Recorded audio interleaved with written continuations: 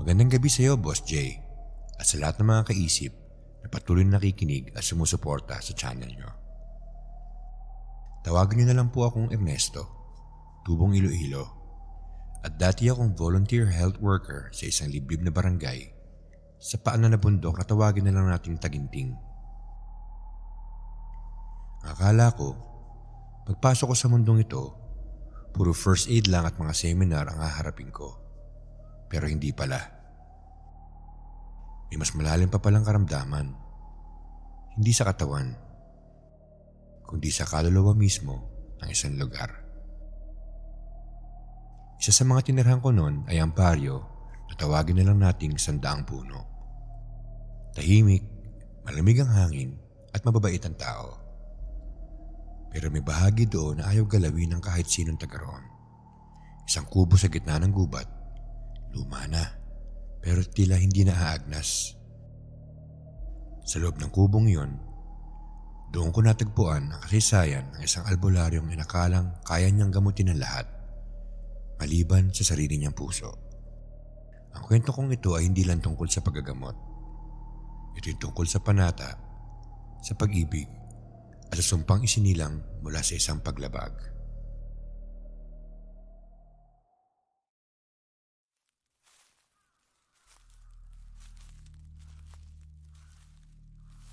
Sa paanan ng bundok, sa pinakatagong bahagi ng barangay Sandaang Puno, may isang matandang albularyong tinitingala at kinatatakutan. Si Amando. Tahimik ang kanyang bakuran. Palaging amoy dahon ng sambong at sinunog na alikbangon. Ang mga pasyente niya, hindi dumadaan sa kalsada. Dumadaan sa gubat. Dahil kung gusto mong gumaling, kailangan mong tahakin ang takot. Si Amando ay may panatang panghabang buhay. Walang asawa, walang anak, walang pagnanasa. Ipinasa sa kanya ng kanyang lolo Candido ang panatang iyon. Ang sumpa na kailanman ay hindi pwedeng putulin ng kasalukuyang henerasyon ng manggagamot. Kapag naranasan ng puso ang pagnanasa, ang dugo ng manggagamot ay magiging sisidlan ng sumpang natutulog. At sa loob ng 50 taon, hindi pa ito kailanman nalabag. Hanggang sa dumating sa buhay niya, si Adela.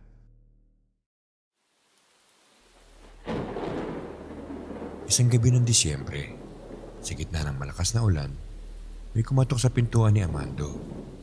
3 kalalakihan, basang-basa at may pasan silang babae. Maputla at halos hindi na humihinga. Mayor June, napasyal po kayo. Comando, tulungan mo po siya. 3 araw ang nilalabnat at kailan hindi ka nakasalita. Bakit hindi po dinala sa ospital? Wala na oras. Lumulubog na yung mata niya. Umiitim na yung gilagid. Hindi na tragnat lang. Hinawakan ni Amando ang walang malay na si Adela. Inilagay ang kamay sa kanyang dibdib at hindi ito gumalaw at sobrang putla na nito. Hindi na ito ordinaryong sakit. Tila may humawak sa loob niya. Ilapag niya siya sa banig. Walang lalabas hanggang makalipas ang 3 gabi.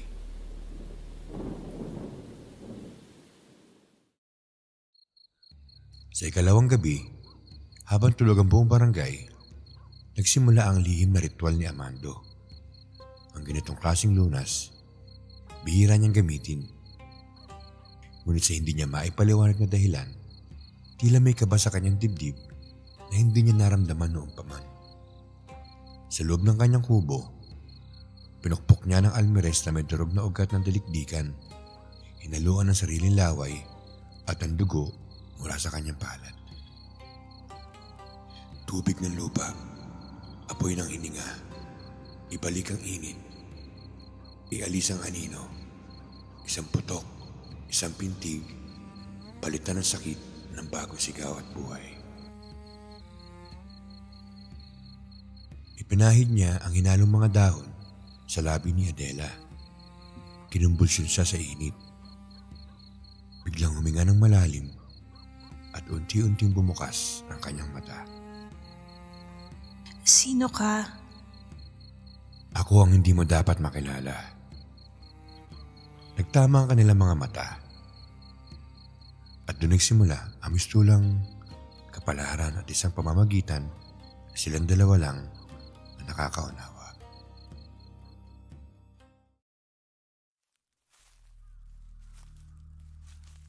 Kinabukasan, naglakad si Amando sa labas ng kubo.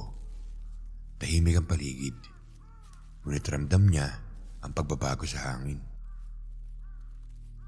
Sa ilalim ng balete, nakatayo si Adela.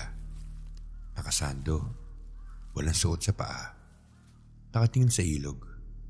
Buhay na buhay, parang hindi nagkasakit.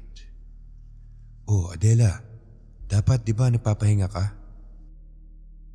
Hindi na ako nanghihina. Parang nananaginip lang ako. Lumingon siya kay Amando at dahan-dahan lumapit. Pero alam kong ikaw ang dahilan kung bakit ako buhay. Minsan ba nagkakasakit din ang puso ng manggagamot? Hindi nagsalita si Amando. Sa unang pagkakataon, hindi siya nagdasal matapos gamutin ang may sakit. Hindi siya nagpasalamat sa mga anito. Hindi siya nag-alay sa mga punso at hindi siya lumuhod sa ilalim ng buwan. At sa mismong gabing yon, habang tulog si Adela sa loob ng kubo, unti-unting pumatak ng pulang dagta ang balete sa ibabaw ng bubong. Sa mga sumunod na linggo, nanatili si Adela sa kubo ni Amando. Hindi na bilang pasyente, kundi bilang babae na unti-unting nagpapagaling sa pusong akala ni Amando ay hindi kailanman matututong magmahal. Palubog na ang araw, pero hindi siya nauubusan ng liwanag. Kahit walang kuryente, tila may sinag ang balat ni Adela tuwing humahaplos siya ng halaman. At si Amando, tahimik lang siya, pero araw-araw napapansin niyang humihina ang kanyang paninindigan at lumalakas ang pagtibok ng kanyang puso. Hanggang isang gabi, nangyari ang hindi dapat.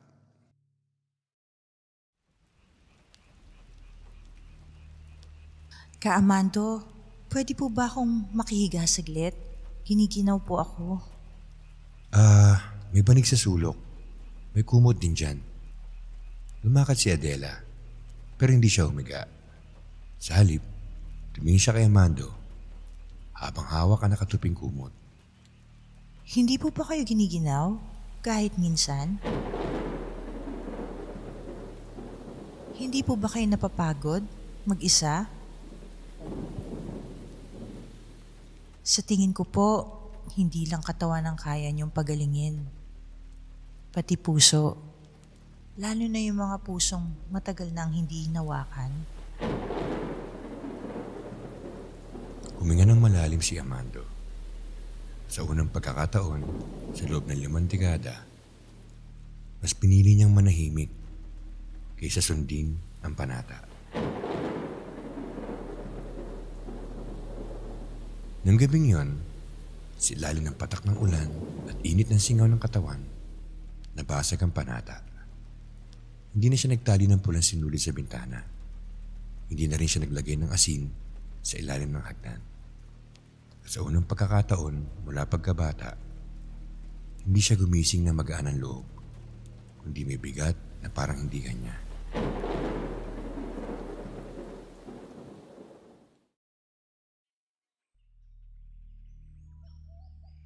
Isang linggo lumipas, habang nagkakape si Amando, lumapit si Adela. May hawak siyang 2 maliliit na pinya. Kanina pa sila sumisipa sa tiyan ko. Ha? Sumisipa? Tumango si Adela at hinawakan ng kanyang tiyan. Nararamdaman ko na siya. Buhay siya. Tila nanigas si Amando. Hindi ba dapat matuwa tayo? Hindi ko alam kung dapat. Tila nawala ang ngiti sa mukha ni Adela. Bakit? Dahil ba manggagamot ka? Dahil sa panatang bawal kang umibig? Dahil hindi natin alam kung anong klaseng buhay ang dala niya.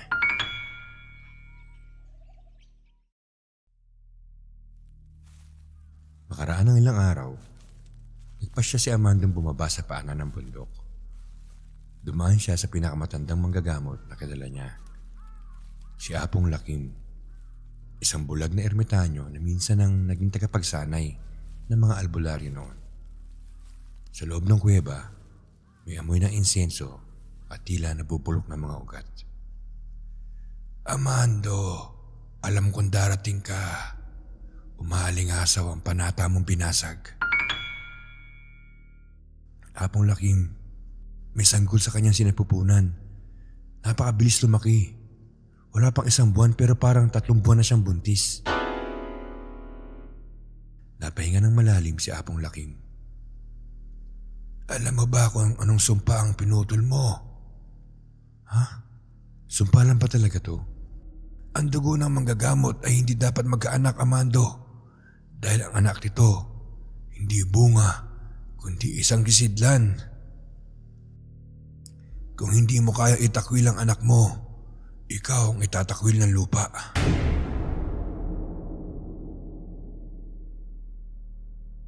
Pagbalik ni Amando sa kubo, nakita niya si Adela sa ilalim ng balete. Nakatayo, nakapikit, hinimas ang tiyan at kumakanta. Pero ang himig, tila pabaliktad. Adela, bakit ka na andyan? Naririnig niya ako. Sabi niya, ligtas siya dito. Ligtas kami. Sinong siya? Yung anak natin. At mula sa gabing yun, hindi na ulit napanatag ang puso ni Amando. Ang hangin ay laging malamig kahit walang ulan. Ang mga ilaw sa lampara biglang namamatay.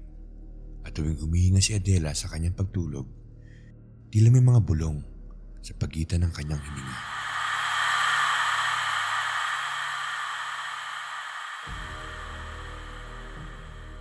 Sa 3 buwan ng pagbubuntis, si Adela ay para ng mga anak. Lumalapad ang tiyan niya sa bilis na hindi kaya ipaliwanag ng medisina. Maging si Amando, sa kabila ng kanyang karanasan sa mga pambihirang kaso, ay hindi makapagsalita. May mga gabing sinusukat niya ang tibok ng puso ng sanggol sa sinapupunan. At sa bawat araw, bumibilis ito. Parang orasan na paspas at hindi tumitigil. At ang dumating ang araw ng kapanganakan, parang pinuksan ng pinto ang ibang mundo.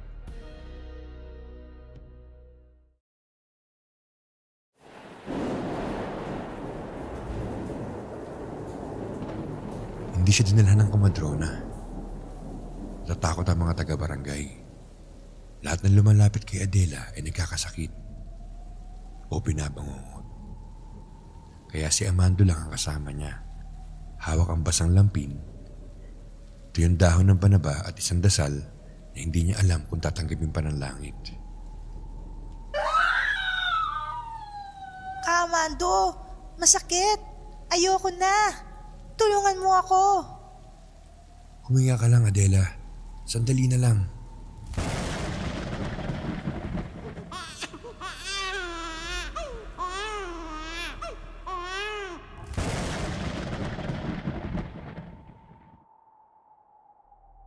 Nasaan siya? Nasaan ang anak ko? Inangat ni Amando ang bagong silang nilang anak sa kanyang nanginginig na kamay. Hindi ito umiyak. Nakatingin, bukas na bukas ang mga mata. Bakit hindi siya umiiyak? Sa sandaling iyon, naputol ang kuryente sa buong barangay. 3 bahayan na sunog mula sa kidlat. Isang matanda ang biglang nalagutan ng hininga. At si Apong Lakim, ang matandang ermitanyo na binisita ni Amando, ay natagpo ang patay kinabukasan. May dugo sa tenga at isang sanga ng balete sa kamay.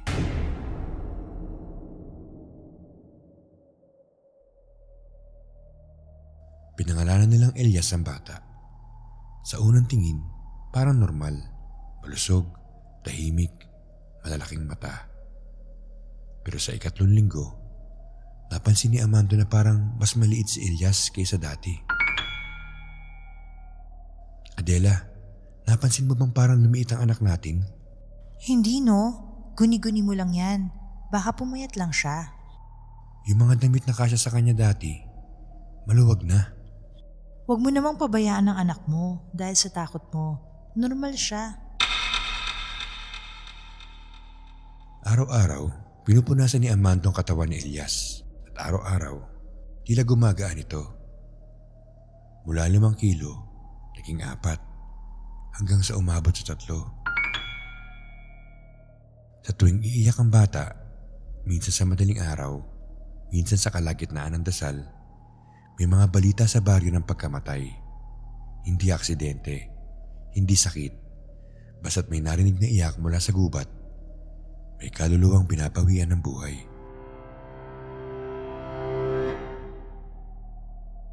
Isang gabi, hawak ni Amando ang bata, nakabalot sa lampin.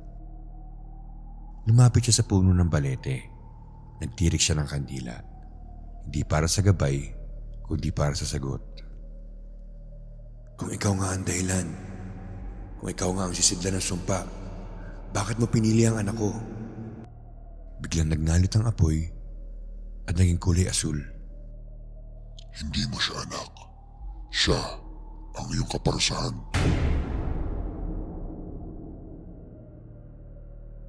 Adela, kailangan ipaalam na natin to sa mga matatanda.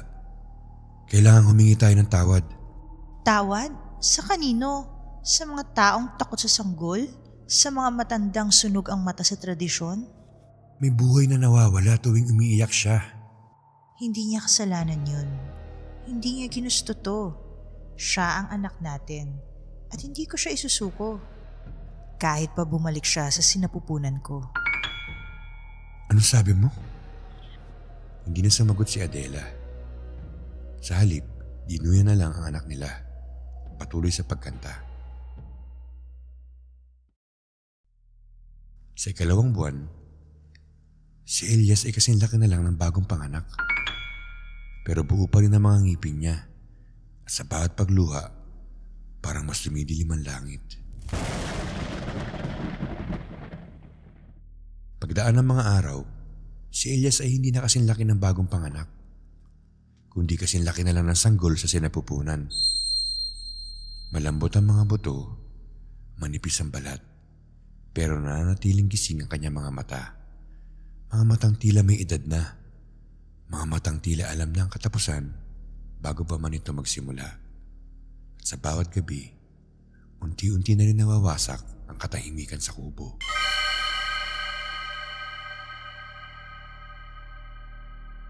Si Amando, gising sa dilim, hawak ang kandilang pinatay ng hangin. Nakaupo siya sa sahig. Nakatingin sa kinatatayuan ni Adela. Yakap-yakap si Elias na parang manika habang kumakanta ng mga salitang walang kahulugan. Adela, wala ka ng tulog. 3 araw na. Kailangan ko siyang bantayan. Ayokong lumamig siya. Hindi na siya sanggol, Amando. Isa siyang alaala na pilit nang binubura ng mundo. Kaya ako na lang natitirang nakakaalala. Noong umagang yun, 4 ang naiulat na patay sa baryo. Isang bata ang nalunod, isang buntis ang biglang inatake, isang matandang pastor na hindi na gumising, at isang tahimik na binatang laging dumadaan sa harap ng kubo. Lahat ay namatay habang umiiyak ang bata sa dilim.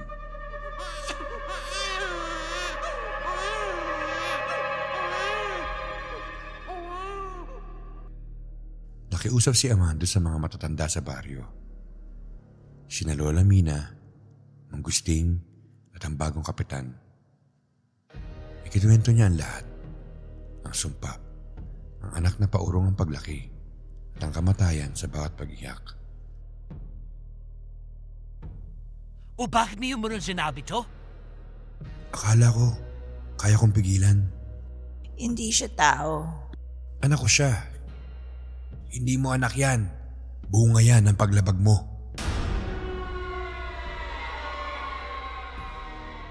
Kung totoong ang bunga siya ng kasalanan, hindi ba't mas lalo ako siya dapat panagutan?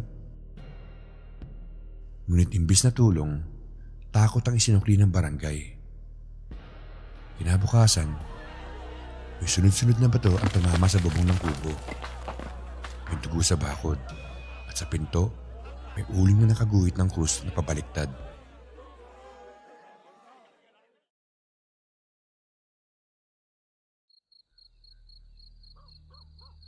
Kinagabihan, si Amando ay nakaupo sa gilid ng kama. Hawak si Elias, na ngayon ay kasing laki ng palad ng isang matanda. May sinulit sa braso at mahinang humihinga. Anak, kung mahininga ka pa, sana patawarin mo ako.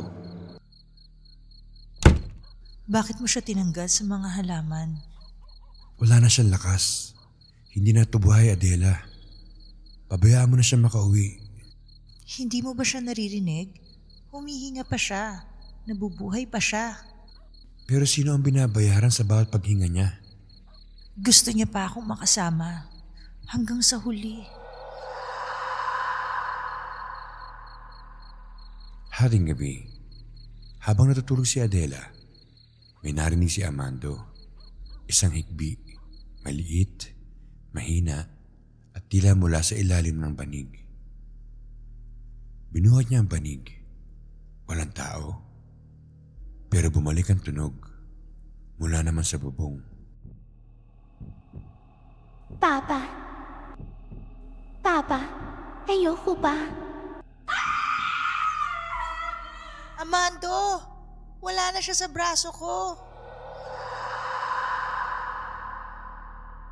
Biglang nawala si Elias. Hindi siya tinangay ng tao.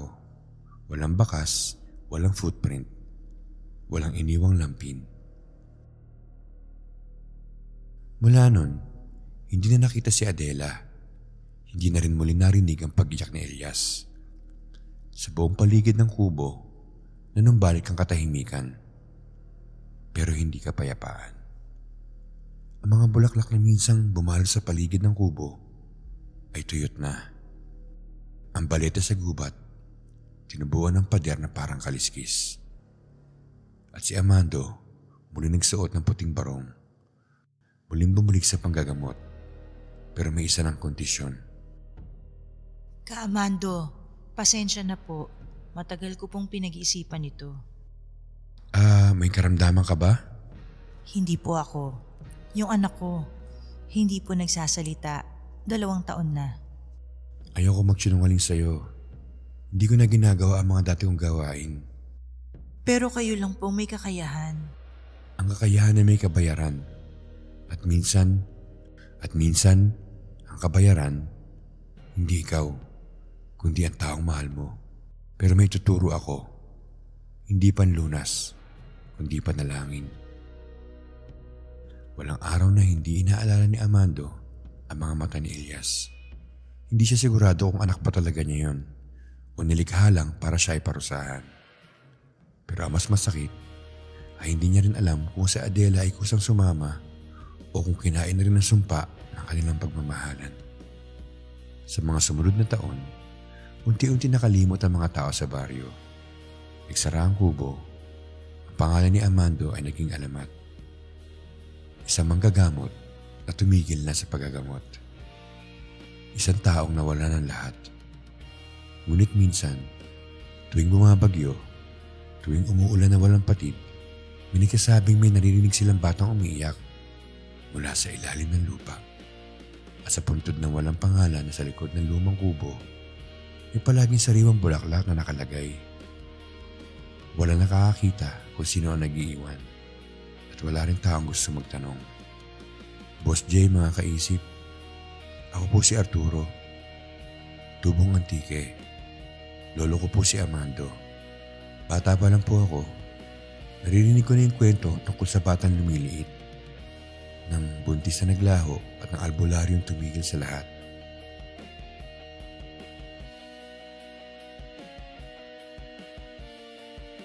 Kung nagustuhan mo ang kwento, huwag kalimutang i-like at mag-subscribe na rin para sa mas marami pang kabaliwan at kapapalagahang kwento dito sa Isip na Ligaw Horror.